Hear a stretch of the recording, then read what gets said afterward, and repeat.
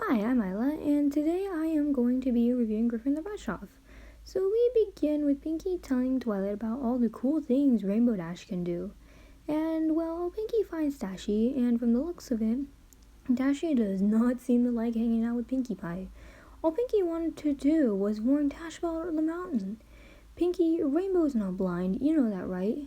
Even Twilight wanted you to quiet down. But then again, Twilight was focusing more on the book. Isn't the whole point of Twilight staying in Ponyville that she can focus more on friends than books and studying? Every pony needs time for themselves sometimes. Now, why is there a mountain in the middle of Ponyville anyway? Wow, I talked a lot just now. And these are just thoughts for the scene before theme. Okay, after theme, we see that Rainbow has excellent hearing. She can apparently hear Pinkie all the way through the clouds.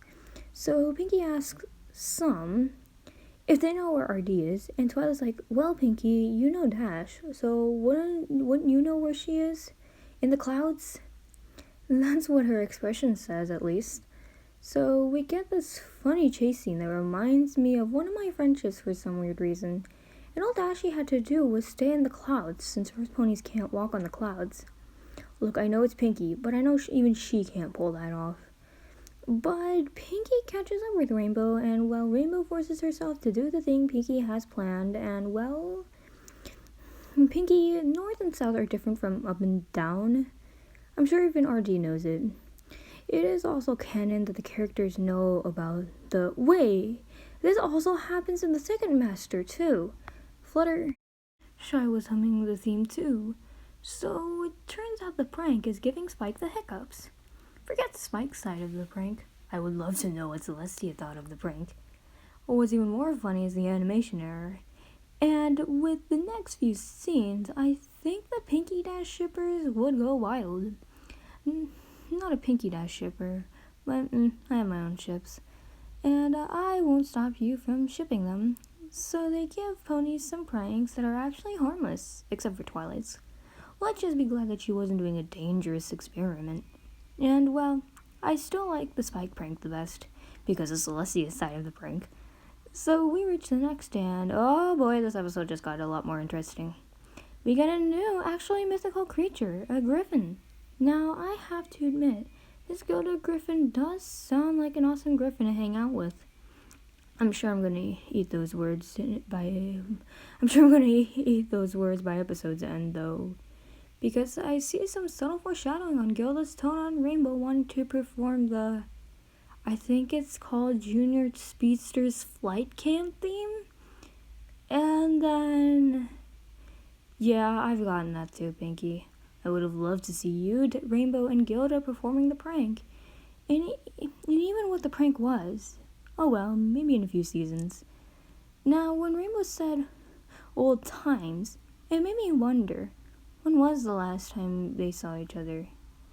Now, I like how Dashy is even giving a flying feather about Pinkie's presence. But without a guitar instrumental, I have a feeling that Gilda doesn't like Pinkie. Let's see, racing away from Pinkie, popping her balloons, literally making Pinkie's machine spinning out of control. You know what that makes her? Mean.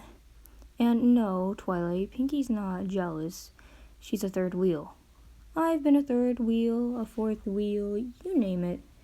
Though usually this isn't a bad thing for me, with the exception of a few years ago where I was in Pinkie's position. Stealing Rainbow Dash, though, isn't super convincing, but Pinkie, if she's calling you names and making you spin around dangerously in the air, then yeah, she is a mean meanie pants.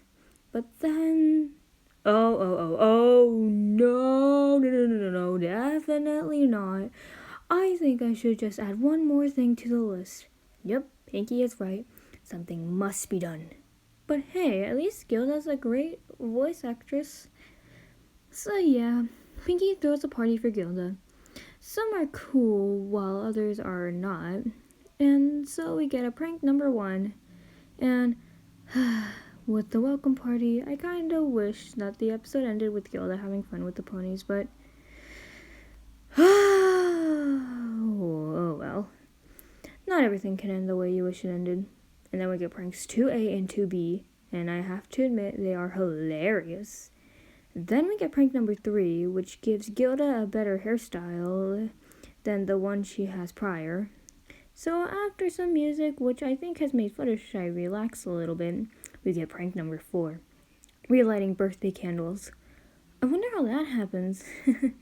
I like how Pinkie and Gilda are like, yeah, everything is cool. And then we have Pin the Tail on the pony, and I think it's funny how Gilda walks the other way thinking this is another prank. And I like how Pinkie says, Gilda, you pinned the tail on the wrong end. That line is hilarious. With that, Gilda is done being passive-aggressive. I can only imagine how many heavy metal bronies are going to make a Gilda theme. So Gilda spills out her true thoughts, and Rainbow steps up, making every pony realize that she set up the pranks, not Pinkie. And with that, the friendship between Artie and Gilda ends. For now, at least. So Artie apologizes. I like how she learned what happened easily and wasn't being stubborn, like with Applejack in the last episode. Actually, it was Twilight being the stubborn one this time, but it was not like the last episode. So we get our moral of the day, and the episode ends with Celestia getting pranked a second time. I still like the pin the tail part the best. And, well, that's it. So it was a relatable episode since I've been in Pinkie's position before. I was a third wheel, and yes, I was being bullied mentally by the one who made me the third wheel.